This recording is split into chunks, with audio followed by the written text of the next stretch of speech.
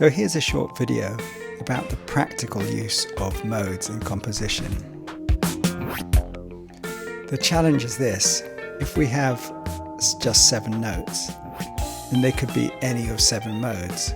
So there must be techniques, reasons why we hear it as Lydian instead of Dorian, and so on. And here are some direct techniques you can use to get to that flavor of that mode.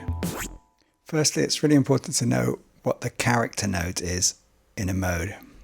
Each mode has a set of scale degrees which give it its particular flavor and set them apart. Now you might know these already: Phrygian's flat second and so on. But there are systematic ways of discovering that character. And here's one that works really well for the diatonic modes, and that is in the use of pentatonics. The diatonic scale has 3 major modes, 3 minor modes, and 1 diminished mode.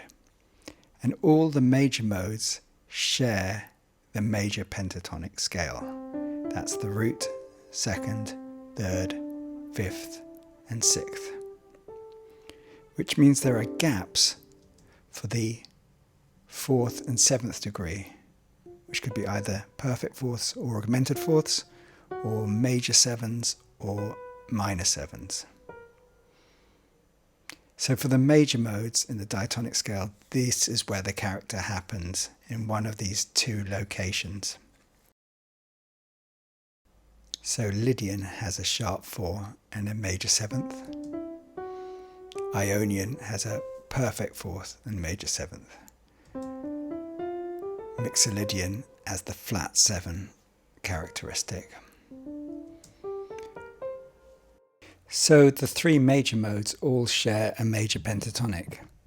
But what's really useful and interesting is that the 3 minor modes all share a minor pentatonic. So they all have a root, and flat and 3rd, 4th, 5th, and flat 7. Where they differ is on the 2nd degree, which can be major or minor, and the 6th degree, which can be major 6th or minor 6th. So the Dorian is a minor pentatonic, but it has a major 2nd and most characteristically the major 6th degree. The Aeolian has a major 2nd but a minor 6th degree. And the Phrygian's character comes from the flattened 2nd. Locrian can be thought of as a Phrygian with a flattened 5th, so its character is perhaps the flattened 2nd and the flattened 5th. So this is a nice way of finding those characteristic notes quite quickly, and usefully if you know your pentatonics. So just to recap, there are 3 major modes. Each of these share the major pentatonic. 3 minor modes which share the minor pentatonic. And so the gaps, the 4th and 7th for the major mode, 2nd and 6th for the minor mode, determine the character of these modes. Here's what they are. So essentially, if you know a major pentatonic, then you know a minor pentatonic, and then you know 6 of these modes and can easily get to the 7th. So now we know the character notes. What can we do with them?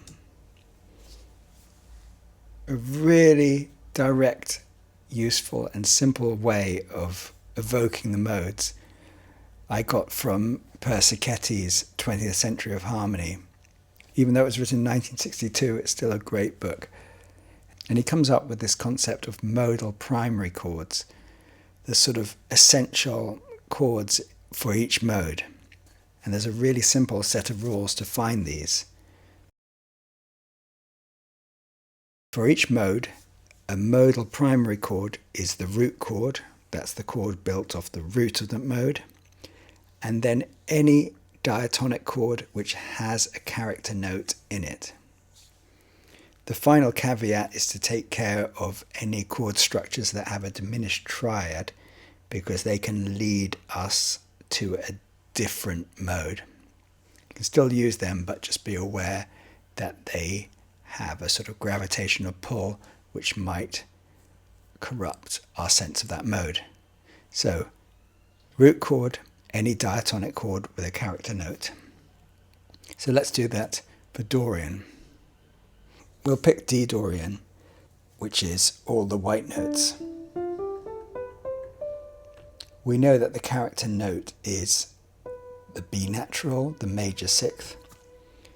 So the primary chords are the 1 chord, that's D minor. We'll just stick to triads for now. And then any other triad which has a B natural in there. So that's a primary chord because it's the 1 chord. This, E minor, is a primary chord because it has the B. This is a secondary chord. It's in the mode, but it doesn't have a character note in there. This does, the 4 major. The 5 minor does not. B diminished does, but it's diminished chord, so we'll leave it out for now. This is in the key, but has no B natural, so it's not primary. So what do we have? We've got 1, the 1 minor, the 2 minor. You can already hear this is Dorian. We could also make Dorian by going 1 minor to 4 major. There are hundreds of examples that do 1 minor, 2 minor, or 1 minor, 4. These aren't the only Dorian primary chords. We could extend to sevenths, but the principle stays the same. Root chords and chords with the character note in them. We can even tolerate chords with diminished triads. For example, in Dorian, the 4 dominant 7 is very often used. This has got a diminished triad in it, but it's very stable and accessible.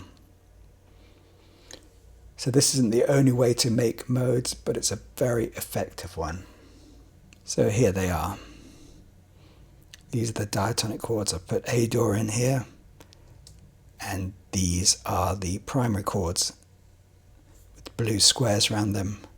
Red squares are for chords that contain a diminished triad, so it can be used with care. You'll notice if we extend to the 7th, it allows us to have a flat 7 major 7. So in the key of D Dorian, that would be C major 7.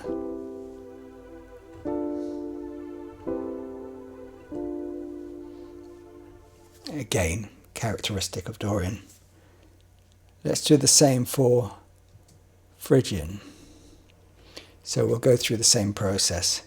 So Phrygian's character note is the flattened second. So we'll run this on A Phrygian.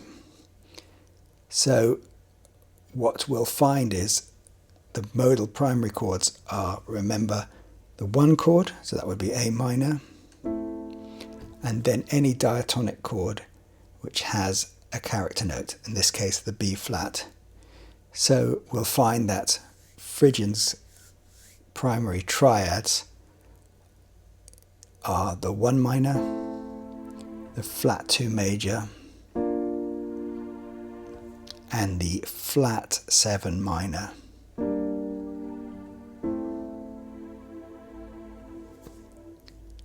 There are others too, if we extend up to 7th chords. And there are others with diminished triads. But again, 1 minor, flat 2 major, flat 7 minor. So direct, so simple, so effective. Lydian, let's do the same. So Lydian is a major pentatonic, but its character comes from the sharpened 4th. So we'll do the same. The primary chords are the 1 chord, that's C major in this case, and then any other diatonic chord which has an F sharp. So that gives us C major, D major, the 2 major, So Lydian, and the 7 minor.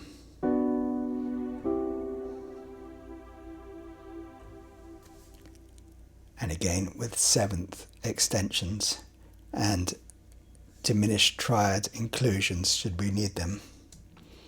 Mixolydian is the flat 7, so our primaries are the 1 because it's the 1 chord, C major, and then any other chord with a B flat. That would be the 5 minor or the flat 7 major, or even the 1 with a dominant 7. That's twice a primary chord because it has a root and the character. What do we do about Aeolian, which seems to be just a natural minor scale? Well, what distinguishes Aeolian from most minor usage is that the flat 6 and the flat 7 do not change. So if we have a sequence that includes a flat 6 and a flat 7, then we can hear that Aeolian quality. For example, 1 minor to 4 minor to 5 minor. Like Ain't No Sunshine does this. Or 1 minor, flat 6 major, flat 7 major, to 1 minor. 1,000 tunes do these. Locrian is a very unstable mode. Its 1 chord is diminished after all. However, it has character chords that we can use. So for example, if we take the flat 5 as its character note, and the 1 chord is in there, so too is the flat 3 minor.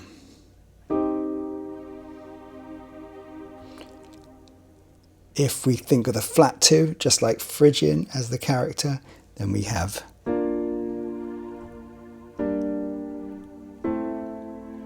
the flat 2 and the flat 7 minor triads. But a really beautiful one is to take the flat 5 major triad, which has both the flat 5 and the flat 2 in it. So an A Phrygian, that would be an E flat major chord.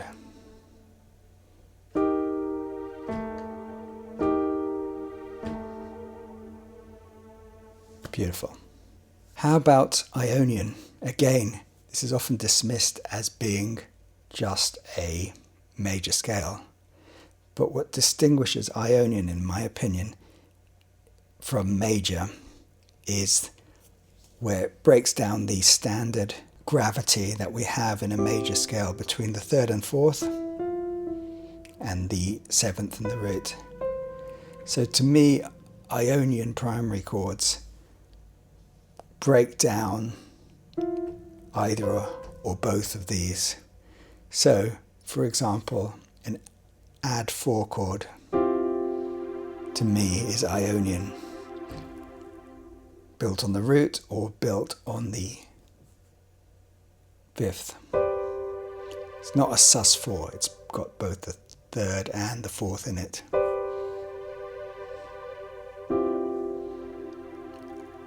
And there's lots of ways of achieving this. One that's particularly beautiful is having the 5 chord over the root.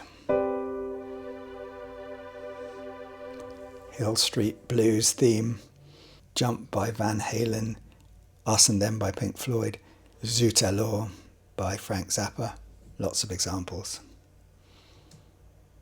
So here are all the modes, the diatonic modes at least. There are other modes, of course, with the character notes and character chords in the right-hand column.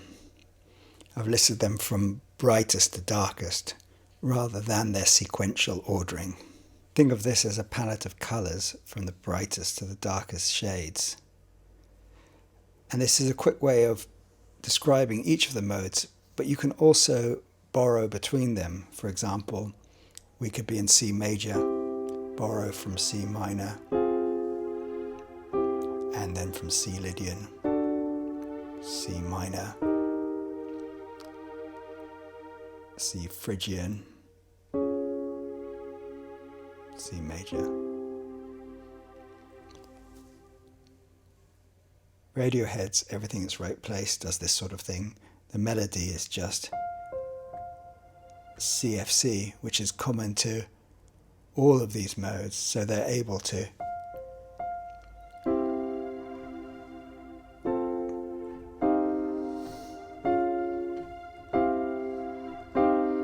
borrow from all these modes in a beautiful way. So here they are, modes on a postcard. So here's another quick but important tip. Not only does it matter what chords you use, but when you use them. By repeating the root chord often, we're more likely to stabilize the listener's ear.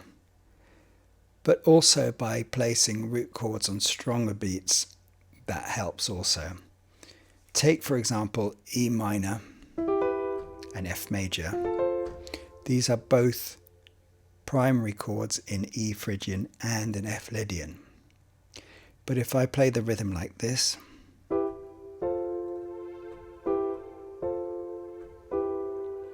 it sounds like E Phrygian. It does to me anyway. But if I reverse the rhythm,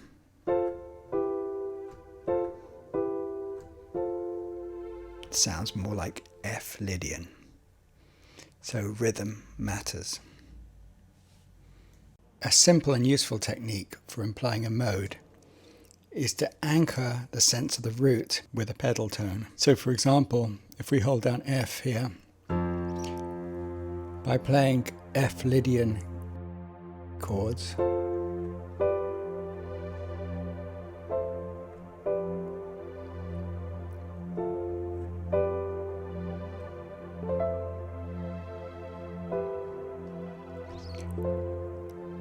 we very clearly outline that mode, and this works on any mode. Playing an E, it very clearly outlines E Phrygian.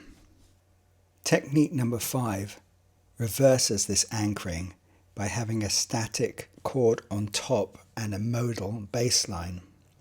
So for example, if we hold, let's say, a G major chord, and we outline G Mixolydian with a bass line,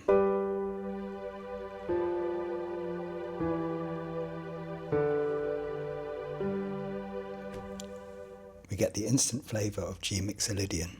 It doesn't have to be a full triad on top. Let's take something like this sus2 chord, and then we can spell out G Lydian.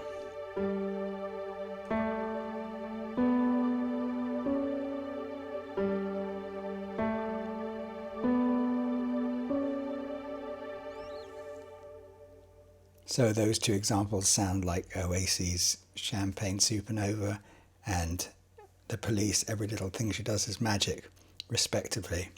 Same idea, a static top chord anchoring the tonality, and then the mode is evoked in the bass line. So far we've largely talked about triads or seventh chords, basically chords that are built in thirds. However, the modes really lend themselves to non-triadic or non-tertial harmony. So you can build modes in fourths or fifths or seconds. So for example, here's a D Dorian chord in stacked fourths.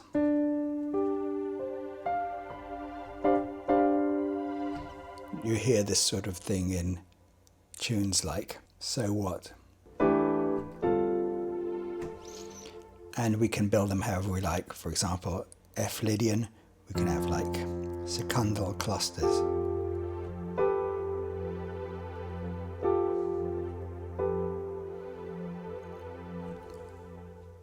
So we can be creative with our chord structures. For example, a chord sequence like this.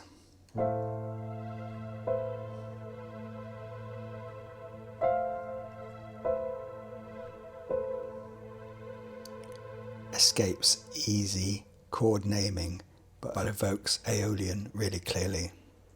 The final skill is to evoke a mode with just a melody. This can be a little more challenging than using chords to anchor the ear, but it's still possible and a great skill to develop.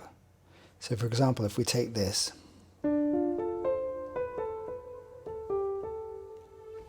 it sounds like D Dorian, not like any of the other modes, probably because it starts with an anchoring of the ear to D minor, which allows the character note, that B, to spell out the Dorian flavour. It can be done really simply, like in Bernstein's Maria.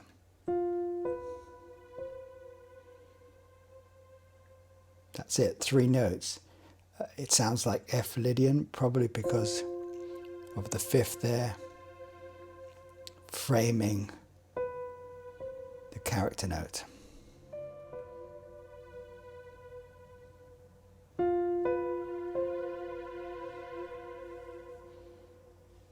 John Williams uses a similar idea in his Yoda's theme. The 5th stabilizing the ear, and the character note giving their Lydian floatiness.